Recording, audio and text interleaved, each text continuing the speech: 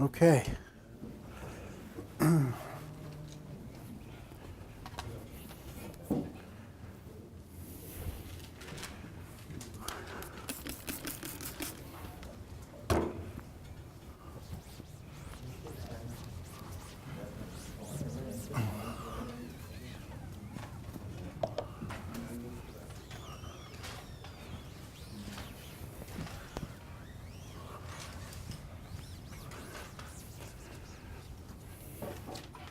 How's everyone? Doing good? Sad? Any questions on the homework? Go over number 81. 81. Hold on now. Which section are you talking from? Or what page? It was around 60. Yeah. All right. So we're given, this is coming off of page 768, number 81.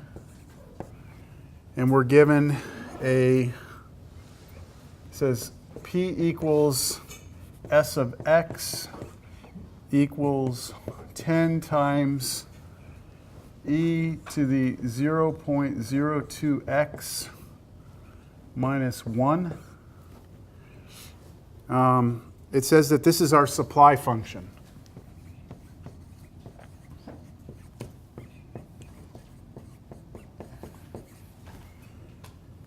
And it says find the average price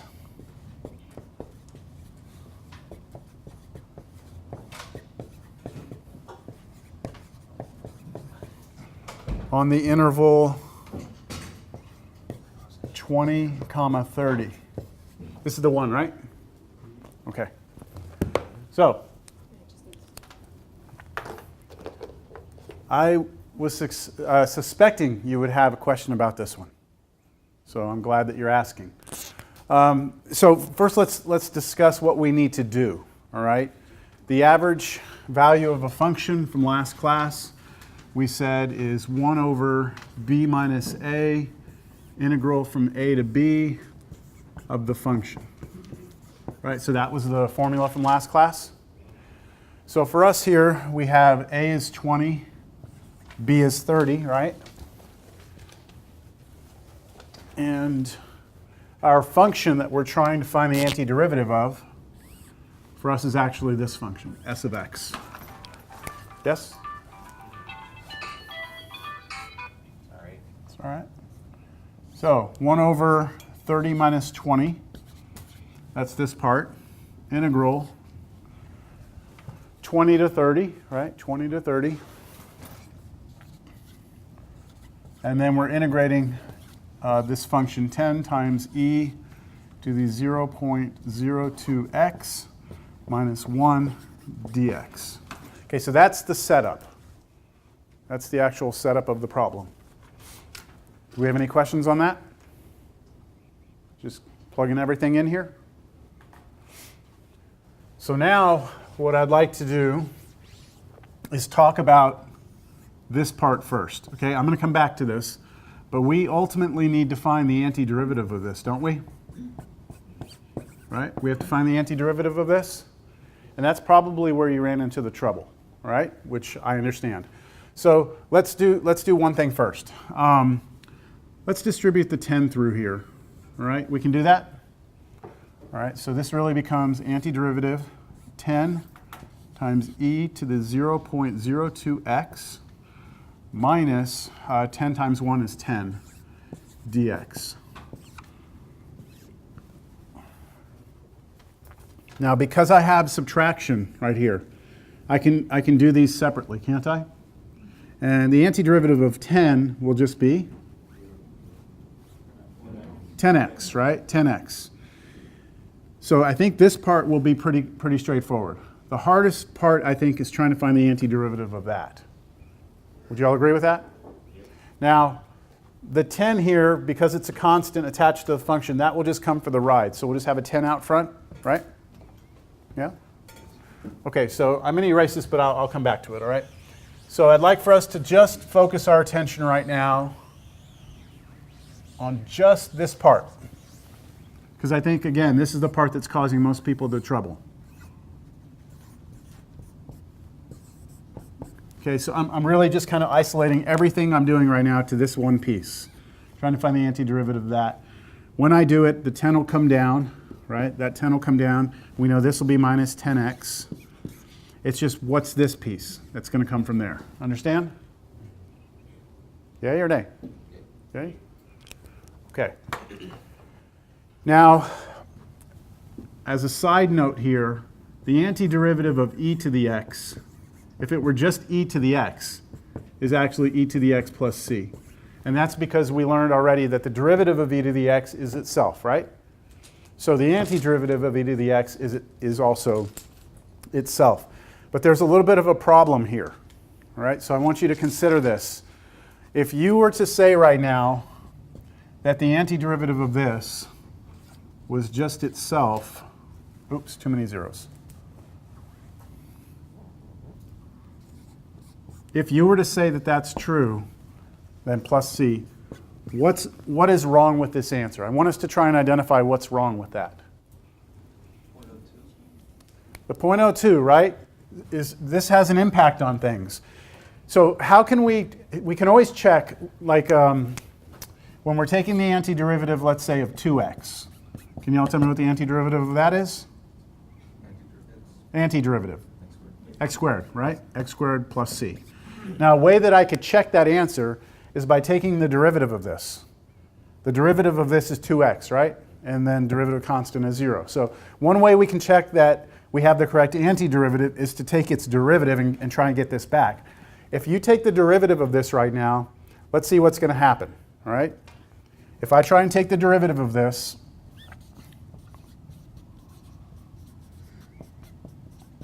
then I get itself, right? Because that's a derivative of e to anything is itself. Okay, so far that matches, right? But do you remember the chain rule? The chain rule says if you have composition, a function inside of a function, you have to now go inside and take the derivative. It's kind of like this one. When we took the derivative of like 3x plus 1 to the 5th, when we take that derivative, you first bring the 5 out. So that's 5, and then it's 3x plus 1 to the what? 4th, and then there's something very important, times what? 3, right? Derivative of what's in here. Well, we have the same thing happening here. When we take derivative of this, it's itself, because that's derivative of e to anything. But then we have to take the derivative of what's up here. And what is the derivative of that? 0.02. 0.02. Right? If this was 4x, the derivative of that would be 4, right? That was 10x, it would be 10. So we have to say times here 0.02. I'm going to put 0.02. Do you see that? And that's not this, is it? This 0.02, that looks bad. I'm going to put it in parentheses. Okay. This times that. That 0.02 is not here, is it? It's not there. So how could I compensate for that? How can I go about this? We kind of have two approaches right now. We can either just tell ourselves, we need to put something out here to kill this off, or we can actually do the entire problem using substitution. So it's kind of your call. Which one sounds better to you? The first one.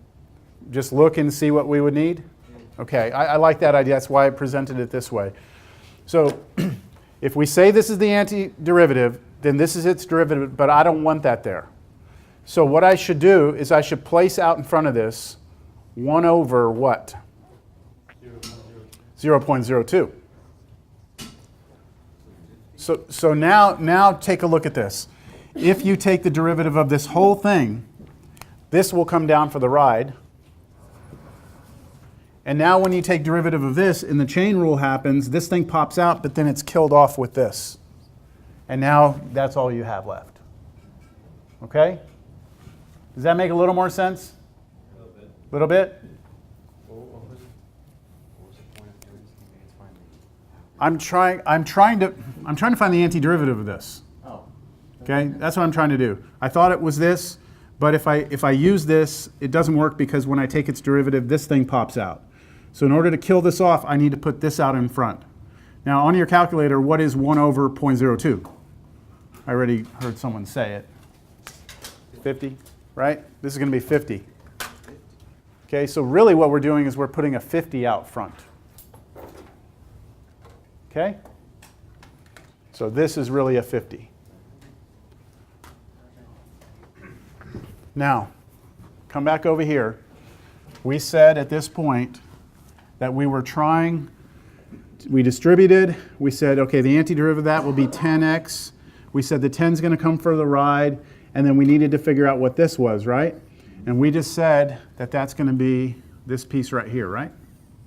I don't need the plus c because I'm going to put the plus c back here. So what goes right here? 50. 50 times 50, then e to the 0.02x. Together times 50. Yeah, that's going to be 10 times 50. Oh, not 50 times 50 ex to the power of. Yeah, this is times 2. We're going to multiply those two together because those are numbers. Any questions?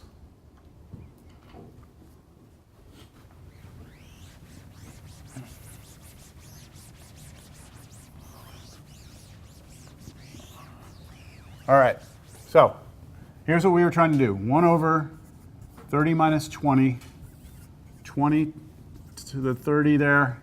We were trying to integrate 10 e to the 0.02x minus 10 dx. Okay, that's this right here, or sorry, this right here. This turns out to be, okay, so we have to do this first, right? So that's what? 1/10? And now let's find the, oops, I forgot my parentheses. We found the antiderivative of that, right? Wouldn't that be 50? That's subtracting, not adding.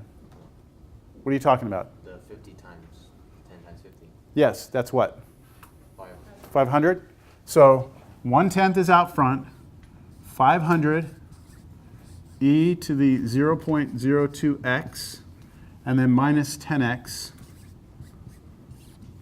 And then what do I need to put here?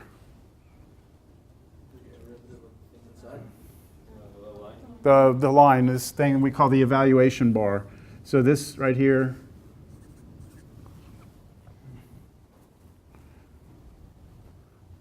So we're trying to find the antiderivative of that. We did. We had the 1/10 out front, but we still need to plug in 30 and plug in 20. Okay?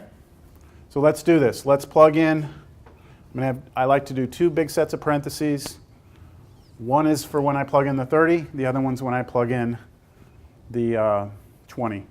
One thing we could do before we actually do the computation, are y'all okay with me just like multiplying 1/10 through both of these? It'll make our numbers a little easier to work with. If I go 1/10 here and 1/10 here, what will this come? 1/10 times 500, what does that become? 50?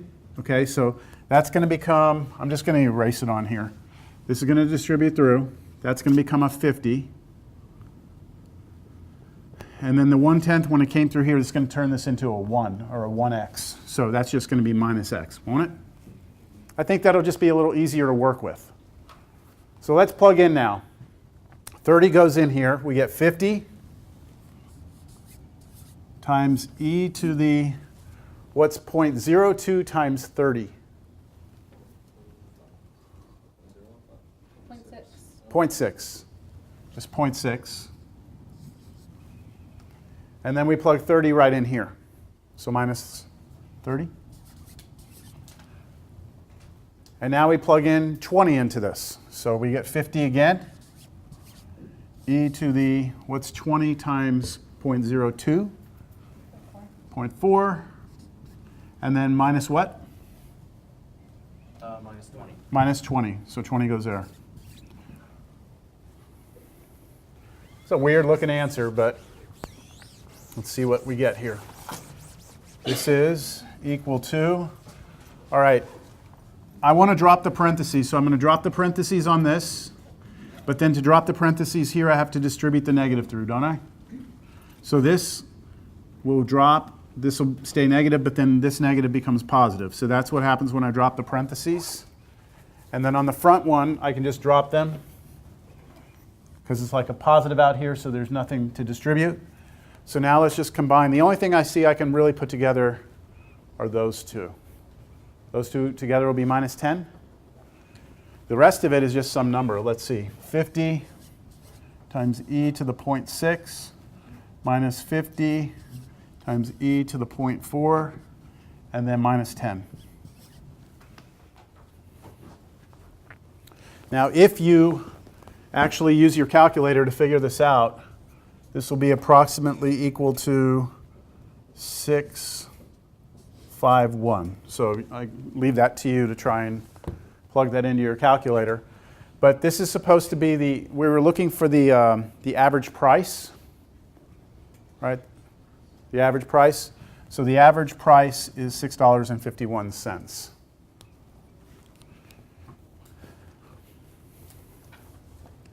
I would say that that was probably the ugliest problem on the homework assignment because the antiderivative wasn't that clean, right? Okay. So that represents the average amount of the total change? The average No. amount of the total change? This is, we were given a supply function where basically we have x, and then this is supply, all right? And so, if we graph this, what this is doing is it's finding the average. If you were to take like all of the different values in here, You guys said it wrong, yeah. if you take all these values and average them up, this is what, so the average is $6.51. All that just for a couple of dollars. All right, let's move on to today's stuff. But let me just recap what's happening here. Today, we're going to do, I have a quick yes, question. I plugged that into my calculator and I don't know what I did wrong. I got negative 4.33. Can I see? You forgot to put E. Oh, okay. So you know where your E key is? So 50. Right here. This one? Yeah, you have to have the blue one first. So, nope, go back. 50. Then hit the blue second. It's like a shift button. And then there you go, E. Now 0.6. And then right arrow, minus 50, E again, 0.4. And then right arrow, minus 10. There you go. Oh, okay. Got it? All right. Okay. So today we're going to do 14.1, areas between curves.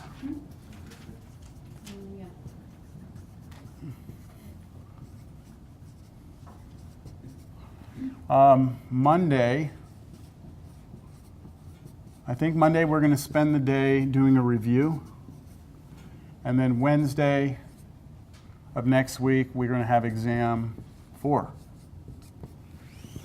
right, so basically what we do today is going to be the last thing we do. That'll be on the test for next week.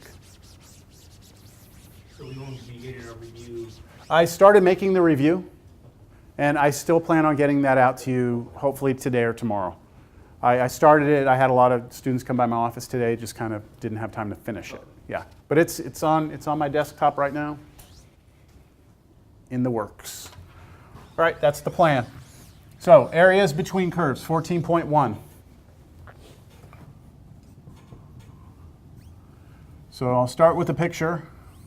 I think you're going to find that today we're not adding a whole lot in terms of what we're doing. It's the problem is going to be graphing functions. So let's just see, first of all, what's going to happen. Let's say that I have a function. Let's call this function f in between a and b. We can find the area under that, can't we? Right? The area of that underneath, and don't write this down, but the area would be the antiderivative of that function. That was one of the main results that we talked about. That computation would give us the area here, right? So now what we're going to do is we're going to add one element to this. We're going to imagine that we have another function along with this one. And let's say they don't necessarily have to hit one another, but let's call this function g. Then can we find the area between these two functions? What do you think? Think we should be able to do that? Okay, well, here's what we're going to do. It's still going to be an integral because the integral will give us the area. But instead of just f, what do you think I need to do? The G. What about the g? Do what with it? Include the G. Okay, so how should I include the g? Should it be like the f You would get the area. plus the g, or? You get that area as well for G and subtract F. Yeah, so think of it this way, exactly. That's exactly what I wanted you to see. So like if we look at these pictures separately, here's f, right? And let's say on a different picture or a different graph, we have g here, right? We can find the area under this one by doing that, right? And we can find the area under this one by doing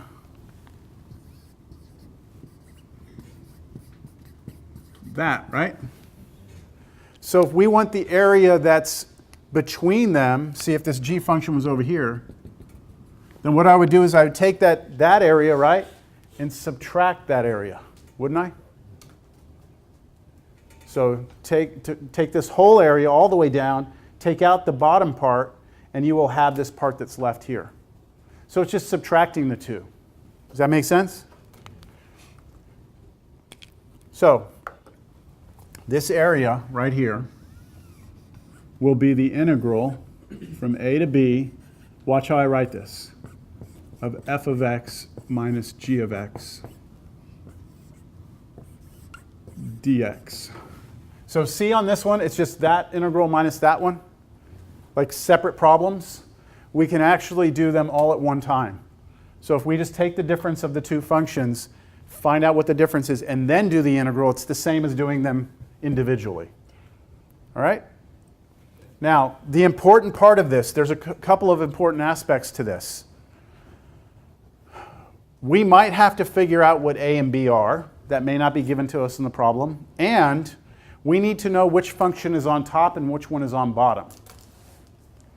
Because in my picture, isn't the f on top and the g is on bottom? So I want you to make a note of that. This is your top function, and this one is the bottom one, always. If you accidentally get those backwards, your answer will be correct, but it'll be off by a sign. It'll be negative instead of positive. All right, so let's do an example. That's the equation I'm using. Yep, that's the one right there. You wouldn't count off if you did it separately, would you? I would not count off if you did them separately. You're kind of doing more work than you have to. Yeah. But if that's what floats your boat, go for it. All right, first example. Find the area between, I feel like my microphone's on. Yeah, I'm recording. All right, so let's find the area between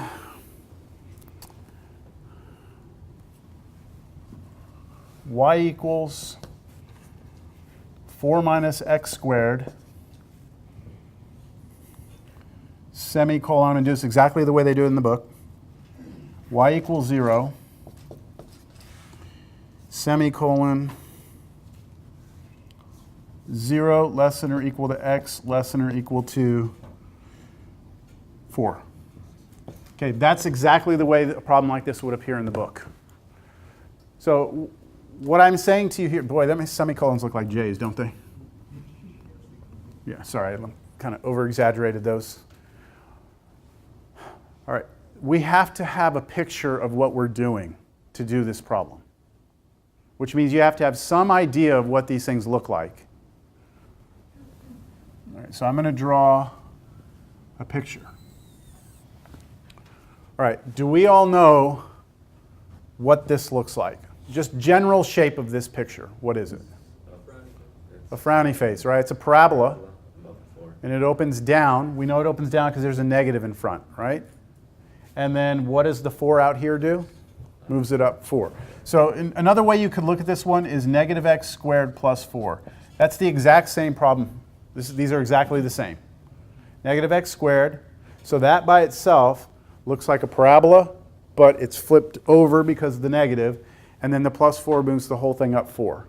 So basically, this curve right here in red looks like I go up 1, 2, 3, 4. Here's 4. I go like this, and I go like that. Okay? So that is y equals 4 minus x squared. Got it? Now, what about y equals 0? Straight line? What kind? Vertical or horizontal line? Flat. So y is this way, right? Y is your up and down. And if I'm telling you that y has to be 0, I'm saying y always has to be 0, like this, right? Which means y is 0. Isn't that the x-axis? Isn't that right there? That line, y equals 0?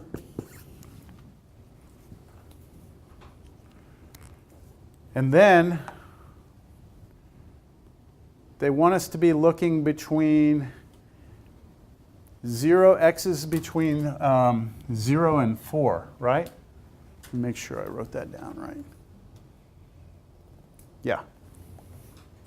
X is between 0 and 4. The point where it touches the y-axis is the halfway point, and then you would add like another half to that. Yeah, so this next part is critical. All right, you all ready for this? No? Okay. X is between 0 and 4. We need to see where that is. Okay, so this is x is 0, isn't it? Okay, so we're going to go between 0 and 4, but where is 4? That's what we have to determine right now. Is 4 like right here? Is 4 right here? Or is 4 over here? So what might help us is to try and figure out what that point is. So isn't that point right there where this curve and this curve hit one another? Yes? If these two hit each other, right, then what I can do to figure out this point, which we would call the intersection of these,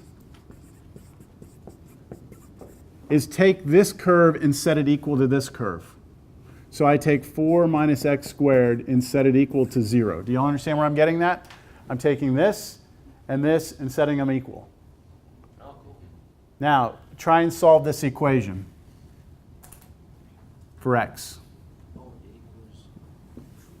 You can move x squared over to the other side, making it positive, and then take the square root, right? And when you take the square root, don't forget, when you take the square root on both sides, you have to do plus or minus. So we're going to get two answers, aren't we? They're going to be positive and negative 2 is x. Now, do you see on your picture that there are two places where those curves hit? One's back here, and one's right here at 2. Y'all still with me? Okay, so we're supposed to be looking between 0 and 4. So 4 is out here, isn't it? Okay. I don't have any other colors in here. Let me see if I have any in here. I need, oh, look at that. Got a green here.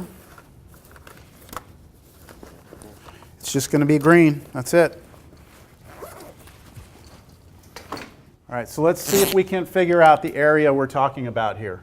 It has to be between 0 and 4, right? And it has to be between these curves. So is this reasonable to you to say that that's what we're looking for so far? But that's not all of it. That's not all of it. Because I need to go all the way out to 4, don't I? So this curve continues down like this, doesn't it? Like that. So can you see also that if I'm stopping at 4, then we also need to consider the area between those curves from 2 to 4. Do y'all see that? Any questions?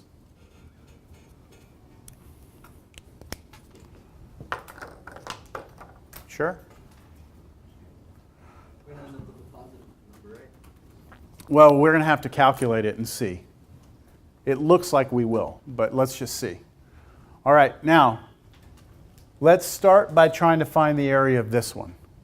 So when you're looking at this one right here, this piece, which function is on top?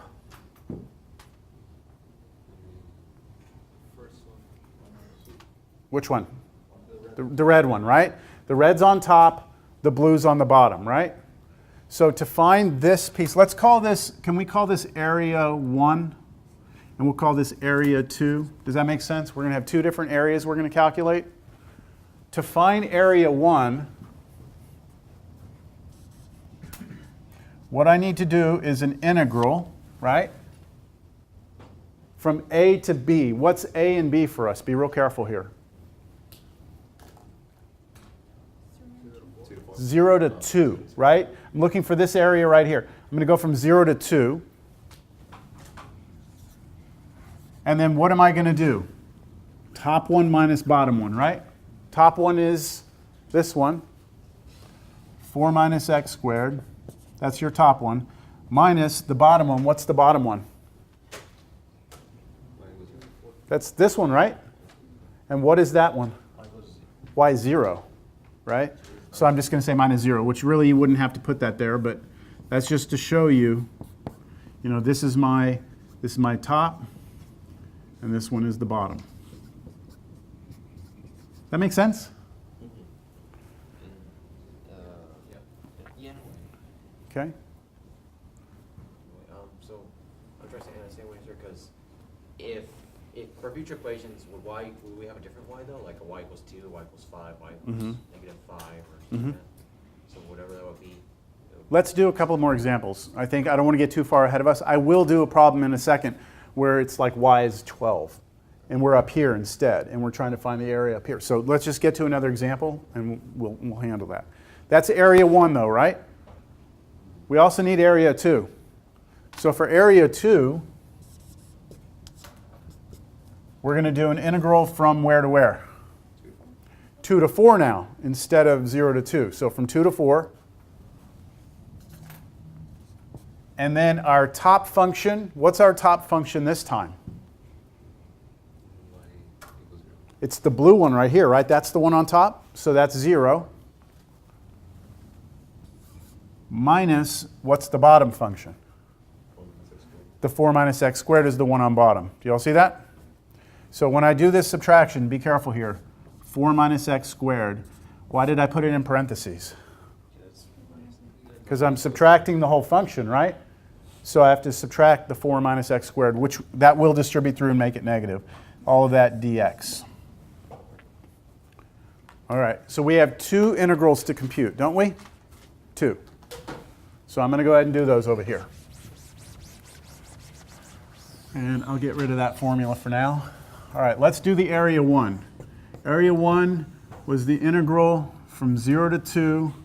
And let's just clean this up. This is 4 minus x squared dx. Y'all agree with that? Get rid of the 0, who cares? Now, drum roll please, the antiderivative of 4. 4x, good. Minus the antiderivative of x squared. 2x cubed. 2x. Good. It's 1/3 x cubed. 1/3 x cubed. How do you figure that out? It's the same rule we've been talking about for 2 weeks now. I try doing the homework and I always get lost there. Yeah, okay. and I don't mean this in a negative way. This goes for the whole class. Everyone is struggling with this, and I can't reiterate this enough. I keep using this rule over and over and over. That right there. If you have x to a power, we have x to a power, right? The answer, the antiderivative of this is 1 over the power plus 1. Okay? So what's 1 over 2 plus 1? 2 plus 1 is 3, right? No? Look, for us, n is 2, right? X squared? Oh, I was, okay. Yes? Yeah. So then this is 2 plus 1, that's 3. And that's 2 plus 1, which is 3. Yes? I forgot to add the plus 1, and I was just adding that number to the bottom. Sorry. Don't apologize. Look, Yeah. you have until Wednesday to burn this into your brain. But you've also had 2 weeks to figure this out also. So at this point, we need to get really comfortable with that. On your review, I think I gave you like 7 of those in a row that are all a little different. And so you really are going to have to practice on the review. Hopefully that will help. Because I know that people were struggling with this. All right. But we have to proceed. I can't show those steps the whole way through here, okay? I'm just going to assume you can get to this now. So is that all right? Can I move on? Mm-hmm. Evaluation bar, 0 here, 2 here. So we plug 2 in first, right? So parenthesis minus another parenthesis, plug in 2. Let's go around the room. This will be fun. Since there's just a few of us here. I love it. All right, so you volunteered. All right, thank you. So plug in 2 here. What do I get first? 4 times 2, 8. 8 minus what? 1/3 times 8 to the squared, 8 to the cubed. 8, not 8 to the cubed. 8. 2 cubed, which is Oh, 2, my bad. To 8. 8. Okay, so 1/3 times 8. All right. So I was looking at the whole thing. Now, who wants the next one? 0. Plugging in 0? You want that one? That's 0, right? So that one's going to be just dead, right? So that's all 0 here. So this becomes 8 minus, when you multiply 1/3 times 8, you just go straight across. That's just 8/3, right? Common denominator. I'm actually not going to use a fraction or a decimal here. Common denominator, what would my common denominator be there? 3, right? So I have to multiply top and bottom of this by 3, which would give me 24/3 minus 8/3. And what's 24/3 minus 8/3? 16/3.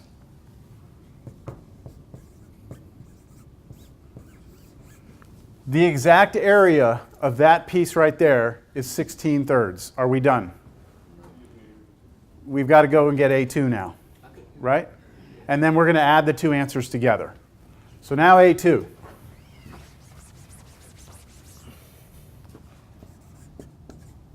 Integral from 2 to 4. Now with this one, let's go ahead and distribute through here. That 0 doesn't matter. Minus, what is that going to be? 4 plus x squared. Negative 4, right? Because the 4 is positive. So minus negative 4 plus x squared dx. Antiderivative time.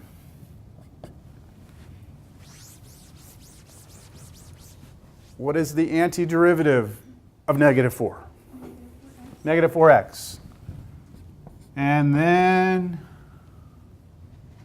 1/3. you got 1/3 what? X. 3. X to the 3rd. Okay, good. Right? Now, evaluation bar 2 and 4. So this one's not as nice because it's real nice when you plug 0 in, right? Like kills those things off. But when you have to plug in 4 and 2, well, you just got to plug in 4 and 2, okay? Sorry. That's your life right now, okay? Can't do anything about that. All right, let's go with 4 first. -16. Negative 16 plus 1/3 4 cubed. 4 times 4 times 4. 64. 64. So times 64. And hey, didn't we plug 2 in already? We did plug in 2, didn't we? Earlier, we did that, didn't we? But is it the same antiderivative? It's not, right? So we can't just use that again. So we have to do it, right? 2 goes in, -8, plus 1/3, 2 goes in, times 8. It's close to the same thing, isn't it? Not exactly.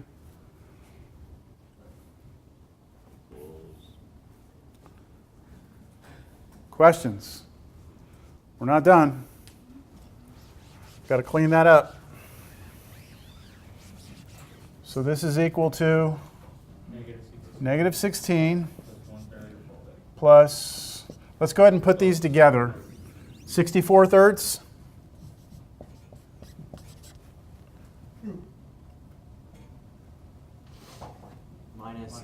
Plus 8. Plus 8, because you have a minus minus. So that minus is going to go through here and through here. So minus becomes plus 8, and then what? Minus 8 over 3? Yeah, this is 8/3, right? Yeah. And then you're going to subtract it, so minus 8/3. Let's put the numbers, the nice numbers together. What are our nice numbers? -16 and 8, that's -8. And then, can we combine those together? They have the same denominator, don't they? So that's really 56, positive 56/3. All right. Let's leave it like that for right now. That is A2, right? So our final answer are the two of those areas together. So final answer is this.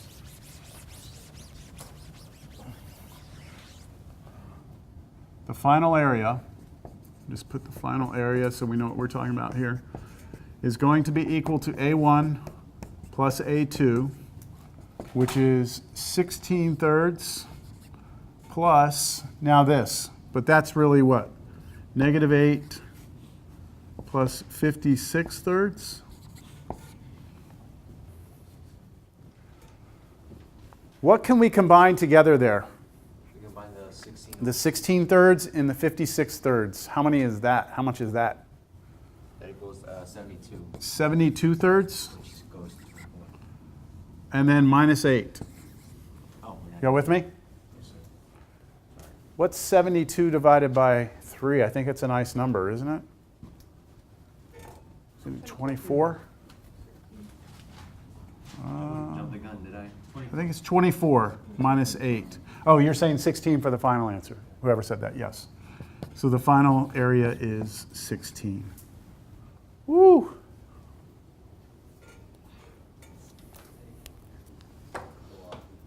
It's a lot of work, huh? Yeah. A lot of work. Just for what answer? One of the reasons that I was confused, or I thought you were gonna, is because I thought that area 2 was gonna count as negative. It was. But so it counts as negative. But the reason that I think that it's positive is because it's the total area between the red curve and the blue curve, not the red curve and the y-axis. So, anyway. That's right. Yeah. Okay. So you remember when we did that before, and we said if the graph goes below the x-axis, it'll count it negative. Yeah.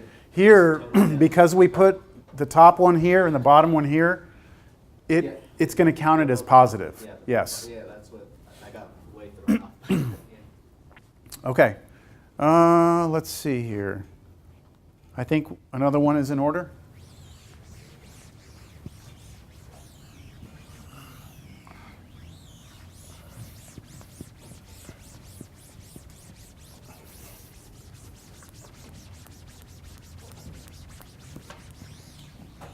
Man, that took a while, didn't it?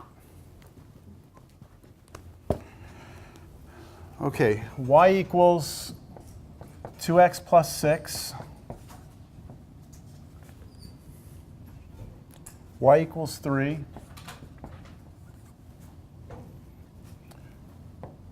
-1 less than or equal to x less than or equal to 2.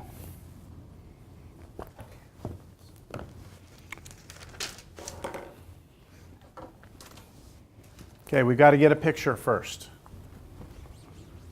Is there another way to do it without drawing the picture? Or you guys- Well, you need to know what the top and bottom functions are, right? So, yeah, you need a picture.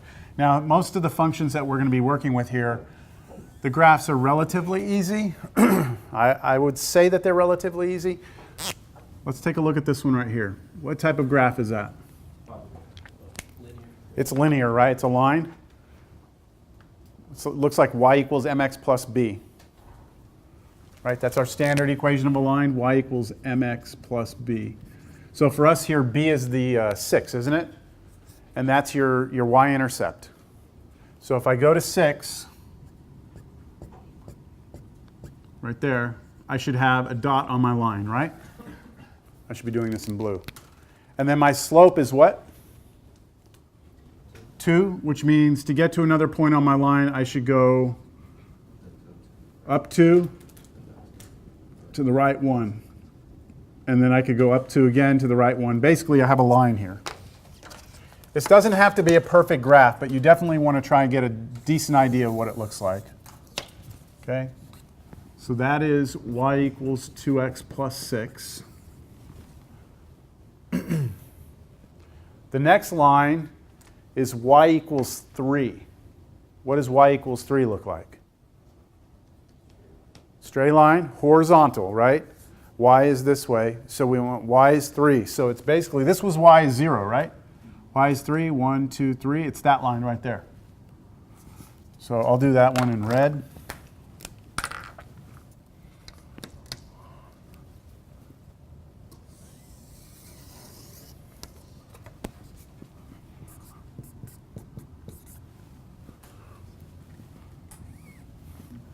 X is negative 1,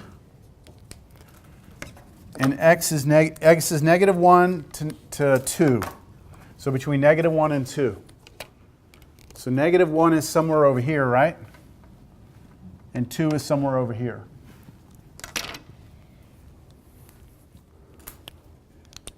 Just for the sake, I think we need to figure out where this happens.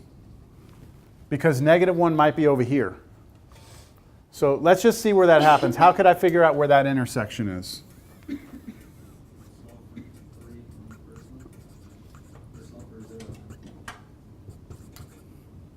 How do you find the intersection of those two curves? What did we do last time?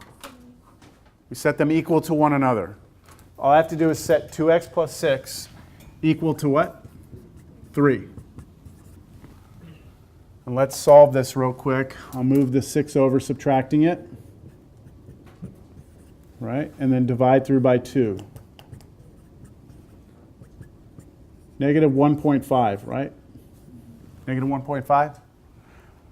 So negative 1.5 is where they hit each other. But look, I'm only supposed to look between 1 and 2. Do y'all see that? Negative 1 and 2?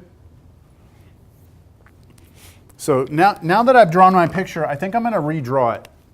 I'm going to redraw it a little bit better, just so you can see what's going on here. I have a line that looks like this, and I have a line that looks like this, right? This is happening at negative 1.5, but I'm not supposed to go that far, am I? I'm not supposed to go that far to the left? I'm only supposed to go to negative 1. So that's good news, because when I go to negative 1,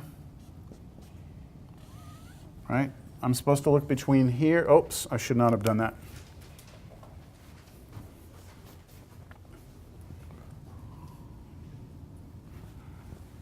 Negative 1. And then to 2. 2 will be somewhere over here. So can you all see this area right there? Between the two like that? It's the area between these two curves, between negative 1 and 2. So this one, the previous one, didn't it switch? And we had to do 2 separate integrals? You see on this one, we only have to do 1. You sure you all see that?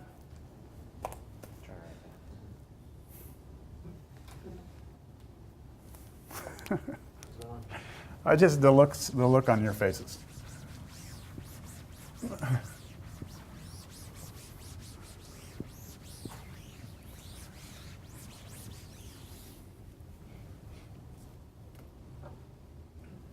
what's confusing? If there's something confusing, I mean, now's the time to try and clarify it. So, trying to find. I'm just going back and forth trying to write this down. What? We're trying to find the difference between areas of triangles, essentially.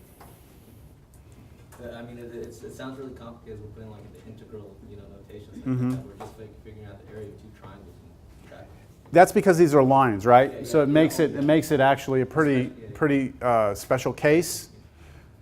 But I'm just wondering if there's anything I can do to help change the look on your faces to that of joy. No? So it's not going to test. Say it's not on the test. All right, so everyone understands the pictures. Everyone understands how critical it was that I found that. No. What happened to critical? Is that like a small piece of? Because if -1 would have been over here, then I would have had to consider that area also. Oh, The area between these two curves. So you have to do top and down. So I would have had to have done an integral from here to here, and then an integral from here to here. That make more sense there? But the fact that -1.5 was over here, and I was only going from -1 to 2, meant that I was safe. The top function and bottom function are always the same, top and bottom. It's if I get past this that they switch places, right? My top becomes the red and the bottom becomes the blue. It is confusing, but I don't have to consider that because that's too far out. so that'd be You like got it? A1, just one area, right? We're just going to have one area, so we'll just call it A, since there's only one. Yeah. So what is the formula then for this area? It'll be Integral? Where to where? -1 -1 to 2. And then the formula is 2x 2x plus 6. plus 6. That's your top function. Minus Oh, minus 3. 3. dx. Oh, so basically trying to find out if that's to do with A1 and A2. Oh my god. Okay, thank you. I'm glad we took an extra few minutes because I think about Yeah. 2 or 3 of you like had it click. So good. Easier, yeah, this one's easier. This one is easier than the last one, but it appears later in the homework. So I mean, I don't choose the problems that it's just the way it's You want going. to do like an exaggerated? You want to do like exaggerated? Oh, 2x plus 3. Now notice I simplified that before I decided to integrate it, because 6 minus 3 is 3, right? Now antiderivative time. X squared. Well, hold on. If you've answered me already, you can't answer. okay, so you basically want us to do. I want somebody to tell me the antiderivative of that, but it can't be you because you've already answered. I didn't tell them. I didn't say. You answered, right? Didn't you answer? I've been coming You up answered. quickly, You answered. You answered. All I've been doing is answering the French think product that's and I didn't. Oh, you never did the antiderivative. That's right. Oh, we have a volunteer though. Yes. So I'm trying, is that Okay. Yeah. Then go for it. is it, do you have to do, it's 3 minus 1, right? Which one? What? 3 minus 1? Or no? 3. Yeah, because you don't have an exponent, right? So you, Well, the exponent is a 1. oh, okay, so then it's -1? Where are you getting that from? Because don't you have to subtract 1? You add 1 to the thing. If you're taking the derivative, yes. Oh, so you're adding it then? Yes. So the formula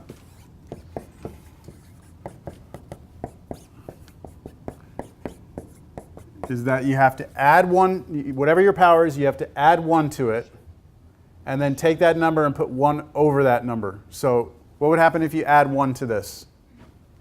You get 2, right? So we know that it's going to be x squared, but you also have to put out in front of it what? 1 over what? 2. Yes? But what was already out there? A 2. So you have a 2 in front of that. Yes? And those 2's, the 2 and a half are going to cancel one another out. Okay? Plus, now antiderivative of 3. You want to go with that one? Is it still 1, right? No. There's no x there. 3, it's 3x. 3x. There you go. Evaluation between -1 and 2, and I'm going to go ahead and cancel that out there. Yes? guess so that way 3 firms like, oh, we combine the 6 and 3 firms. I just rewrote it again, cleaned up. It's definitely simpler than doing a different time. Yeah. Okay, 2 first. So now we'll plug 2 in. What do we get when we plug 2 in? 4 plus 6. And then when we plug in -1, be really careful here. -1 here, what's -1 squared? +1. Plus 3 times -1? -3. So it's going to be plus -3, which is really going to be -3, isn't it? So that becomes equal to, see, this is 10 minus, what's in here when we put these two together? -2. So that's 10 minus -2, which is really 10 plus 2? 12. Oh, we're still in the parentheses. Okay, let's say like over the -1. Over the negative and the -1. You could do the negative here and the negative here. That would give you -1, then plus 3, which is still 2. Oh. All right. Oh, I was looking at that clock. I'm like, no time has gone by. But that's because Oh, yeah, I didn't tell you that. Sorry. it was dead last class too. Let's do one more. I think we'll have time for just one more. It's 1:30. And then you'll have an opportunity on your homework to do this.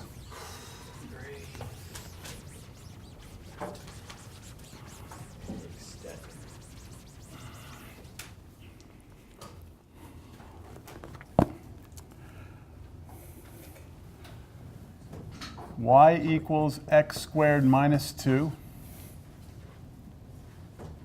Sorry, minus 1. I'm looking at the wrong thing. That would have been a disaster.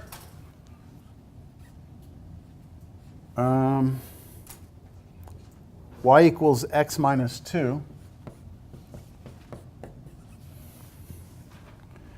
And -2 is less than or equal to x is less than or equal to 1. There we go.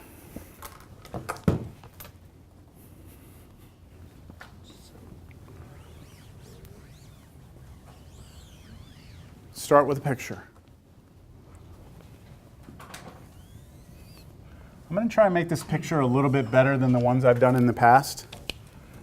Now, you don't need to go get graphing paper or anything like that, but I'm going to do like a grid here, kind of like I have graphing paper.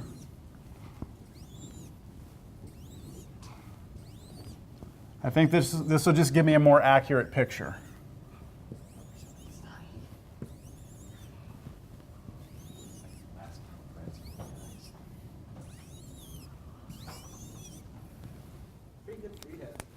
Thank you very much. Thank you. I would mind, seriously, mine would be like close line like a big thing. I've been doing this for a while. Okay, what does this look like? Parabola, x squared, right? But this time it's like this because there's no negative in front of it. And then what does the -1 do? Bring it down 1, right? So this parabola goes down 1. So it starts right here, right? And then it's going to go like this and like this. Do you all agree? Now, can you tell me, I don't know, maybe you can tell me where this would hit the x-axis. Can you tell me what I would plug in here to get 0? Plug in 1, right? What's 1 squared? 1 minus 1 is 0. So that means I have an x-intercept here at 1. And then also if I plug in -1, it would work. This is just helping me graph it a little better, that's all.